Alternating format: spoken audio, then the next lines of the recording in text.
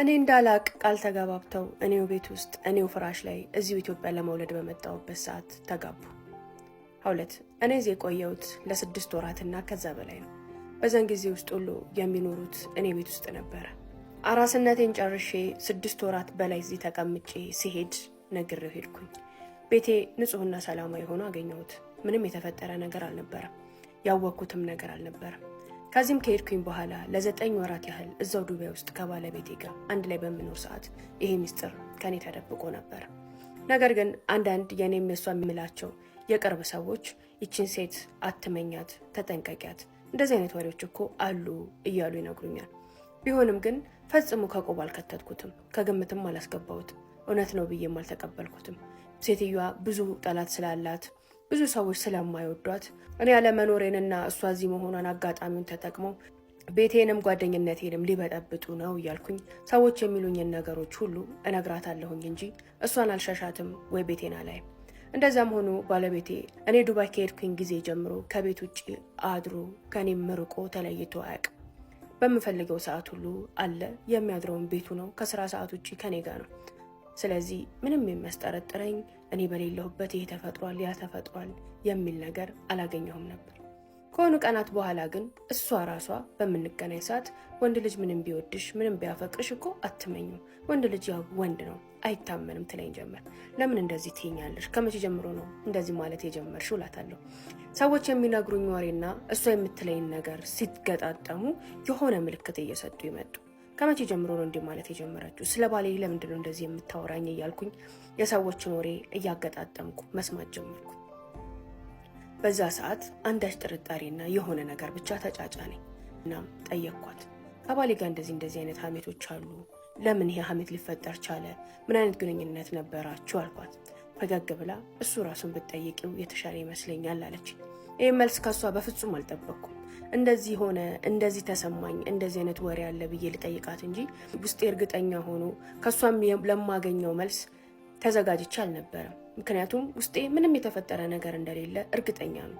ድንገት ብቻ እሷ የምታወራቸው ወሬዎችና የሰዎች ወሬዎች ስለተገጣጠሙ ቀጥታ ለምን ከሷ ይሄን መልስ አልሰማም በሚል ነበር የጠየኳት።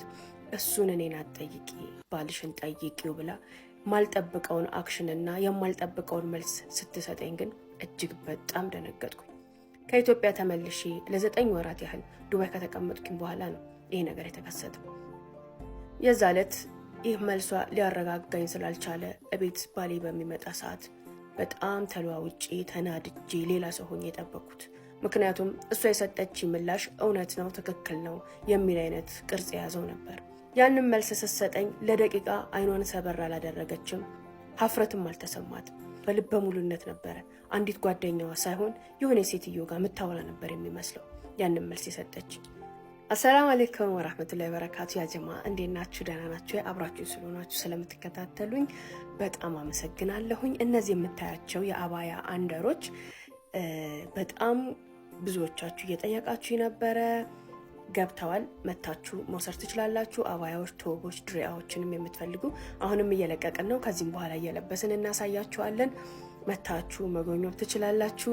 እንዲሁም ሁሉም እቃዎቻችን ቴሌግራም ላይ ፖስት ስለምናደርጋቸው እዚህ ጋር ባስቀመጥኩላችሁ ሀውለት ኮሌክሽን በሚሉ የቴሌግራም አድራሻዬ ገብታችሁ ሰርች ብታረጉ ወይም ደግሞ ይሄ ሊንክ ስክሪንሻት አድርጋችሁ ቴሌግራም ላይ ሰርች ብታረጉ ከ700 በላይ ቤተሰብ ያለውን የቴሌግራም ቻናሌን ታገኛላችሁ። እዛ ላይ ሁሉንም እቃዎቻችንን አይታችሁ ማዘዝ፣ ዋጋ መጠየቅ ትችላላችሁ። ለበለጠ መረጃ ደግሞ ባዮ ላይ ስልክ ቁጥር ያለ፣ ስቶሪም ያላችሁ እቃም የምትፈልጉ ባዮ ላይ ባለው ስልክ ልደውሉልኝ ትችላላችሁ። ቀጥታ ወደ ታሪኩ ይሄዳለሁ። ፎሎ እያረጋችሁ ግን አይደለም፣ ፎሎ አድርጉ፣ ላይክ አድርጉ፣ ሼር አድርጉ። ቴንክ ሶ ማች። ባለቤቴ ሲመጣ በጥርጣሬና በአሏሉ መንፈስ ሳይሆን እርግጠኛ ሆኜ ልክ እንደሰማሁ ልክ እንዳየው ሁላ እርግጠኛ ሆኜ የጠበቅኩት። እናም የሰማሁት ነገር ምንድን ነው? ከገሊት ጓደኛዬ ጋር ምንድን ነው የተፈጠረው ብዬ ጠየቅኩት። በዛ ሰዓት ባለቤቴ በጣም ደነገጠ፣ ተለዋወጠ። ማን ነገረሽ አለኝ። ቀጥታ ነበር ያለው። እኔ ማወቅ ባለብኝ መንገድ አውቄያለሁ። እውነት ነው ማለት ነው፣ ትክክል ነው ማለት ነው እያልኩኝ አበድኩኝ። እግሬ ላይ ተንበረከከ። በጣም ይቅርታ ጠየቀኝ። ሁሉንም ነገር ንገረኝ፣ ምንድን ነው የተፈጠረው አልኩት። አንቺ በሄድሽ ሰዓት ሱቋ ድረስ ልክ አደጋ እንደደረሰባት የሆነ ነገር እንደተፈጠረባት አድርጋ ነበር የጠራችኝ። እዛም ሲሄድ እንደምትወደኝና ላገባት እንደምትፈልግ ጠየቀችኝ። ብቻ የተፈጠረውን የሆነውን ነገር ታዩ። አሁን የኔና የሷ ግንኙነት አብቅቷል። ነገር ግን እውነትሽን ነው፣ ለዚህን ያህል ጊዜያት አብረን ነበርን አለኝ። ማመን አልቻልኩም። ራሴን መቆጣጠር አቃተኝ። ከዛ በላይ ምንም ማውራት አልቻልኩም። በቃ ተወኝ፣ ብቻዬን መሆን እፈልጋለሁ ብዬ ብቻዬን ራሴን አገለልኩኝ። እንደነገርኩሽ ባለቤቴ በጣም ይወደኛል፣ በጣም ያፈቅረኛል። ተቁነጠነጠ፣ የሚሆነው ነገር አጣ፣ በጣም ተጨነቀ። አሁን ተጣልተናል፣ ተለያይተናል አለኝ። ለምን ትጣላላችሁ? ለምን ትለያያላችሁ? ቃል ገብተህልኝ ነበረ፣ ዛሬ ምን ተፈጠረ አልኩ። በአብሬያት በነበርኩባቸው እነዛ ቀናቶች ደግሞ በፍጹም መልካምና ጥሩ ሴት እንዳልሆነች አረጋግጫለሁ። ለእኔም ሆነች ለአንቺም የማትገባ ሰው ናት። እኔ ላደረግኩት ነገር በጣም ይቅርታ አድርጊልኝ። ለዚህ በኋላ ግን እንደዚህ አይነት ነገር ላይ አታገኘኝም እባክሽ እያለ ተማጸነኝ። ያሳለፉትን ነገር ከዚህ በላይ ማወቅ ፈለግኩ። ወሬውን ሲያቀብሉኝ ወደ ነበሩ የቅርብ ሰዎቿ ሄጄ በምጠይቅ ሰዓት ተጋብተው አብረው ይኖሩ እንደነበር፣ እነዛን ኢትዮጵያ የነበርኩባቸው ሰዓቶች ላይ እኔ ቤት ውስጥ እንዳሳለፉ፣ እኔ ልመጣ ሳምንት ሲቀረኝ ወደ ራሷ ቤት እንደሄደችና አሁን ግን በትክክልም እንደተጣሉ አብረው እንዳልሆኑ ብቻ አንዳንድ አስቀያሚ ነገሮችን ሰማሁኝ። ሀውለት ባሌን ማጣት አልፈልግም፣ ቤቴን መበተን አልፈልግም። የኔ ክፍተት ይሁን የምን አላቅም። ይህንኑ ፈርቼ ይህንኑ ተጠንቅቄ ከሴት ርቄ ከጓደኛ ርቄ ረዥም ጊዜያትን ኖሬ ነበረ። ነገር ግን ሰው ያልኳት ጓደኛ ያልኳት በሃይማኖቷ ጠንካራ ናት፣ አውቃለች፣ እኔንም ታሳውቀኛለች ብዬ የቀረብኳት ሴት እንዲሆን አሳገኛት። እጅግ በጣም ደነገጥኩ። ባለቤቴን ለእሷ አሳልፌ መስጠት፣ ይህን ጥፋት አጥፍተሃል፣ ይህን ስህተት ተሳስተሃል ብዬ ከቤቱ ማባረርና ቤቴን ሰላም መንሳት አልፈለግኩም። የተወሰኑ ቀናቶችን ካኮረፉትና ጀርባ ከሰጠሁት በኋላ ተመለስኩኝ ወደ ነበርኩበት። ያለፈው ነገር አልፏል። ሰዎች አንዴ ሲያደርጉት ስህተት ነው፣ ሁለተኛ ከደገሙት ምርጫ ነው፣ ሶስተኛ ጊዜ ካደረጉት ግን ማንነታቸው ነው። እኔ ይህን ነገር ካንተ ሳገኝ አንዴ ነው። ከዚህ በኋላ ከደገምከው መርጠህ ነው የሚሆነው። ከዛ በኋላ ካዘወተርከው ግን ምርጫ ስለሚሆን እኔ እናንተ አንተዋወቅም።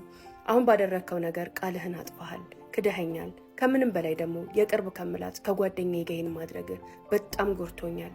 ምንም ሆነ ምን ግን ይቅርታ አድርጌልሃለሁ ብዬ ለባሌ ይቅርታ አደረኩለት። ወደ ቤቱ እንዲሰበሰብ አደረኩት። የምትልክለትን ቴክስት፣ ቮይሶች፣ የምታረጋቸውን እያንዳንዱ ነገሮች ያሳየኛል። እንደተለያዩም ይነግረኛል። ነገር ግን ባለቤቴ ፈጽሞ ሊያምናት አልቻለም። ህይወቴን፣ ቤቴን፣ ልጆቼንም አንቺንም ትጎዳቸዋለች፣ በመጥፎ ነገር በመጥፎ መተት ቤቴን ታበላሻለች ብሎ መጠራጠር፣ መበርገግ፣ መጨነቅ ጀመር። ይህን ለምን ታደርጋለህ ስለው እሷ ጋር በኖርኩባቸው ጥቂት ጊዜያቶች ያየኋቸው ነገሮች በጣም አስቀያሚ ናቸው። ይህን ነገር እኔ ላይም ቤተሰቤ ላይም አለማድረጓን አላቅም አለ። ሀውለት ከኖርኩበት ብዙ ህይወቴን ካደራጀሁበት ስራም ከምሰራበት ቦታ ለእሷን ሽሽት እሷን ፍራቻ ራቅ ወዳለ ቦታ ተከራይተን ሄድን።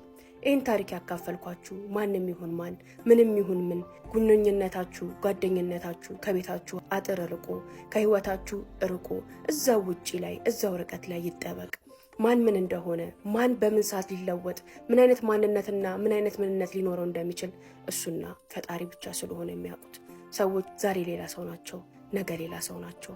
በህይወታችን ውስጥ የምናመጣቸው ሰዎችን ከህይወታችን ውጪ ጓደኛም ቤተሰብም እናደርጋቸው ለማለት ነው ትለናለች። ቴንክ ዩ ዳንያ ዳንያ ዳንያ ዳና ዳንያ ዳንያ ዳንያ ዳና ዳንያ ዳንያ ዳንያ ዳና ዳንያ ዳንያ ዳንያ ዳና شمس النساء وكل الصبايا غطى جميع النوايا